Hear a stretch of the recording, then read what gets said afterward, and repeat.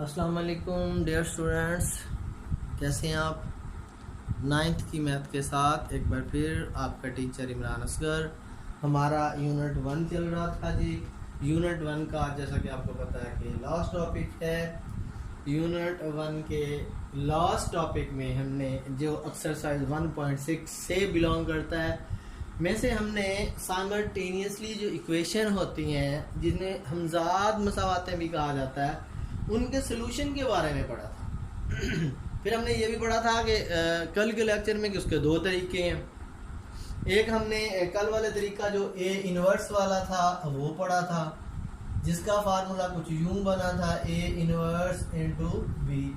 ये तो इसको हम कह सकते थे कि इनवर्स मेथड कहते थे या कालमों के माकूस का तरीका कहते थे, जो हम अच्छी तरह कल पढ़ चुके हैं। तो उसमें से भी मैं आपको रिपीट कर दूं, क्या था एक्चुअली हम x और y की वैल्यूज फाइंड आउट करते थे, वैल्यूज हम निकालते थे, कीमतें निकालते थे। जो इस इक्वेशन में उन वैल्यूज को पुट किया जाए तो ये इक्वेशन सेटिस्फाइड करें, यानी इक्वेशन इस साइड पे भी वैल्यू रखें उनको सॉल्व कर तो वही 4 ही बने, ये बराबरी ही रहे। तो वो वैल्यूज हमने निकाली थी कल ए इनवर्स वाले तरीके से निकाली थी। तो आज हमारा जो तरीका है, जो मेथड है वो है जी क्रैमर रूल। तो हम देखते हैं जी क्रैमर रूल से हम कैसे उसको हल करते हैं जी। क्रैमर ने कैसे हल किया था वो वाला रूल अप्लाई करते हैं। कल वाला सेम क्वेश्चन मैंने बोर्ड पे लिखा हुआ है, उसी को हम लेके चलते हैं। चलो जी सॉल्यूशन की तरफ चलते हैं जी। अच्छा, कल हमने इसको सबसे पहले इन मैट्रिक्स यानी मैट्रिक्स में लिखा था 2 3 -2 +2। आप ऊपर लिख भी सकते हो इन मैट्रिक्स। फिर हमने ये जो वेरिएबल आ रहे थे उसका मैट्रिक्स लिखा था, फिर ये कांस्टेंट जो आ रहे थे इसका मैट्रिक्स कल कुछ यूं लिखा था, ये कल वाला इस रहता है। उसके बाद हमने इनको नेम दिए थे जी, नेम रख दिए थे इन मैट्रिक्स के। कैसे? इसका नाम हमने ए रखा था, इसका हमने एक्स रखा था, इसका हमने बी रखा था।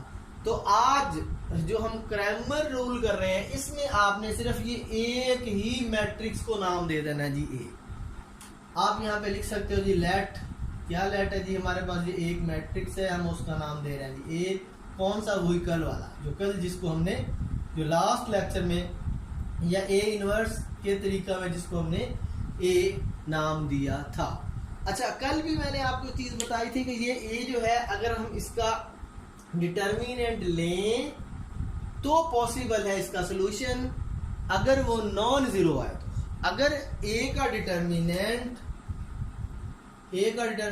जीरो आ जाता है तो आप यहां पे लिख सकते हो solution not possible,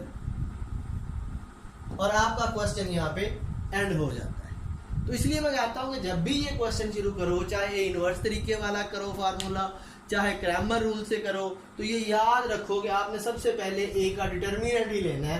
determinant non zero होगा तो तब सॉल्यूशन पॉसिबल होगा। तो ये तो मैंने एक फर्ज करके वैसे ही लिखा है ना। अब हम देखते हैं जी इसका डिटर्मिनेंट क्या है, फिर हम अपने क्रैमर रूल की तरफ चलेंगे जी। इसका डिटर्मिनेंट 2 3 -2 2, ये डिटर्मिनेंट का साइन है जी। 2 to the 4 हो जाएगा जी, ये माइनस आ गया फार्मूले वाला, इस माइनस की वजह से प्लस हो जाएगा। 3 to the 6 that is equal to 10, not equal to 0। solution possible, solution ji possible है इसका।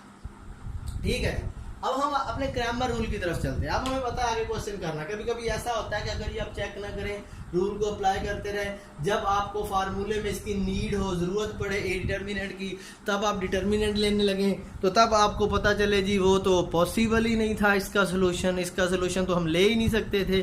क्यों? इसका डिटर्मिनेंट जीरो आ गया जी।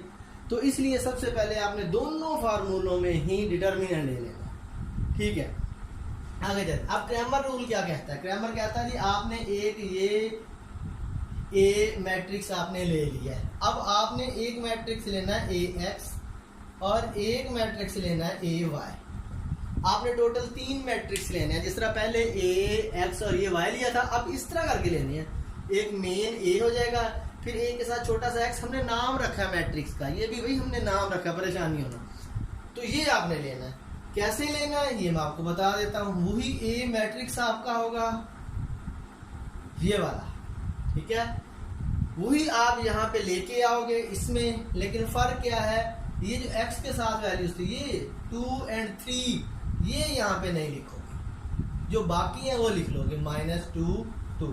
अगर ये नहीं लिखोगे तो यहाँ क्या लिखोगे जी, यहाँ पे आप लिखोगे 4 और 6 ये वाला कांस्टेंट वाला, ये कांस्टेंट का जो आपके पास मैट्रिक्स है वो वाली वैल्यूज यहाँ पे लिखोगे, यानी x की जगह पे लिखोगे जब आप AX मैट्रिक्स ले रहे हो। इसी तरह AY में जो y की वैल्यूज हैं, जो आपके पास ये A मैट्रिक्स है, ये वाली y की वैल्यूज, ये y की वैल्यूज खड़ी, ये देखें आप, ये गौर से देखें, ये वाली, इनको स्किप कर दोगे, ये लिख लोगे, ठीक है। फिर y की जगह पे क्या लिखोगे, ये वाला मैट्रिक्स 4 और 6। मैंने रेड इसलिए लिख दिया कि आपको क्लियर पता चले कि कौन सी एंट्रीज हमने क्रैमर रूल में चेंज करनी है, कौन सी तब्दील करनी है हमने जी। AX में आप x वाली वैल्यूज यानी पहला कॉलम ये जो बनता है, ये जो x के साथ जो हमने बनाया था इसको इंटरचेंज कर देंगे, यानी किसके साथ, ये कांस्टेंट का जो मैट्रिक्स है 4 और 6 वो लिख देंगे, और y के साथ y वाली एंट्रीज ये y वाली एंट्रीज ये इनको चेंज कर देंगे। Clear students. अब हम आगे चलते हैं, बहुत आसान तरीका है जी आगे। अब क्रैमर कहता है जी इसका एक सिंपल सा फार्मूला है, आप वो लिखो और इसका सोल्यूशन निकाल लो जी। देखते हैं जी वो सोल्यूशन क्या है जी। अब पहला फार्मूला है जी, हमने x मालूम करना है, वो कहता है जी इसका आप ऐसे करें जी, AX डिटर्मिनेंट लें डिवाइडेड बाय A डिटर्मिनेंट लें। इसी तरह अगर आपने y मालूम करना है तो उसका y is equal to AY determinant लें और A डिटर्मिनेंट लें। अब देखो ये यहाँ पे AX इस मैट्रिक्स का डिटर्मिनेंट है, माइंड इट, ये ज़हन में रख लें। A डिटर्मिनेंट वो हम ले चुके हैं मक्ता, ये सामने आपके खड़ा जिसका आंसर 10 है। AY आपने ये वाला मैट्रिक्स यहाँ पे लिखना है, और A का डिटर्मिनेंट क्या है जी, उसमें आपने ये जो पहले हमने ये लिया था ये वाला लिखना है, ठीक है जी। इसमें वैल्यूज लिख देते हैं अब हम। AX का डिटर्मिनेंट, AX मैट्रिक्स ये खड़ा है जी 4 6 -2 2 4 6 -2 2, सॉरी यहाँ पे आप डिटर्मिनेंट लिखोगे ऐसे। और A का डिटर्मिनेंट क्या है जी, A का डिटर्मिनेंट आपके सामने है जी 10, ये लिख लो। क्लियर। इसी तरह आप नीचे y का भी लिखोगे,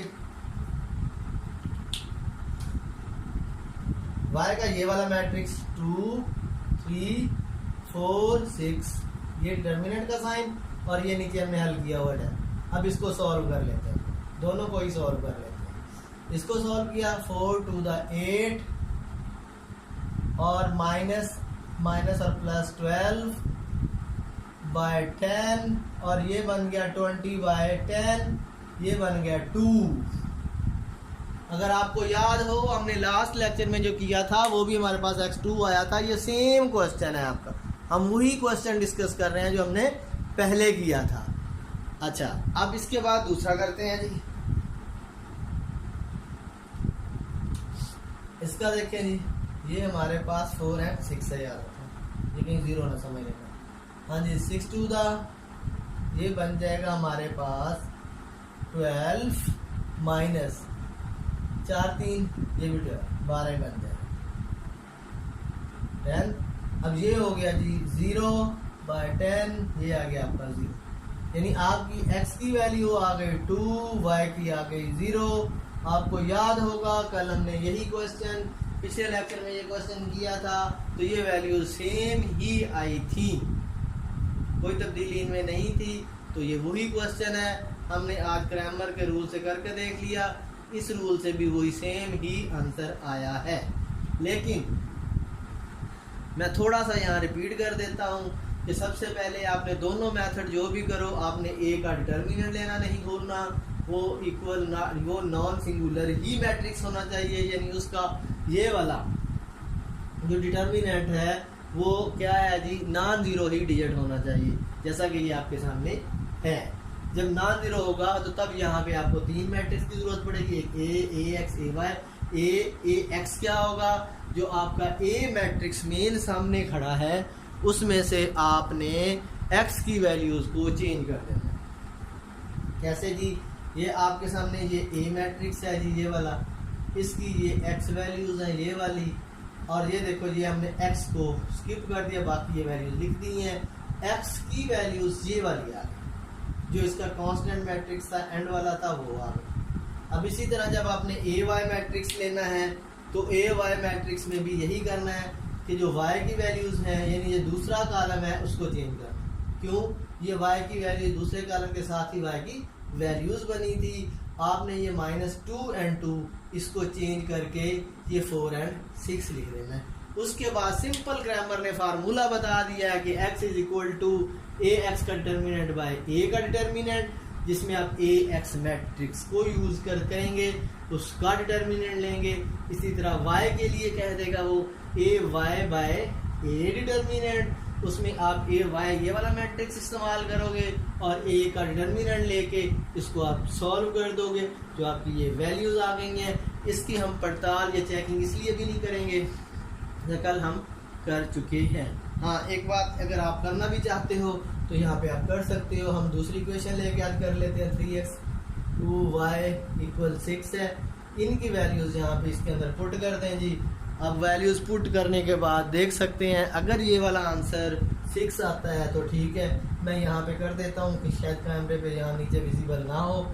3 ये 2 बन गया प्लस 2 × y की वैल्यू 0 हो गई = 6। अब गौर करें ये ख़त्म हो जाएगा, 3 × 6 ये इसके इक्वल आ जाएगा। इट्स मीन कि हमारा क्वेश्चन बिल्कुल ठीक है, जो हमने x एंड y की वैल्यूज़ निकाली हैं वो भी ठीक हैं। तो ये डियर स्टूडेंट्स, ये था आज का आपका टॉपिक ग्रामर रूल, और इसी के साथ आज हमारा यूनिट 1 भी एंड हुआ, उसका भी इख्तिताम हुआ। इंशाल्लाह नेक्स्ट यूनिट में आपसे मुलाकात होगी एक नए टॉपिक के साथ, नए यूनिट के साथ। तब तक इजाज़त, अपना बहुत सा ख्याल रखिएगा। अल्लाह हाफिज़।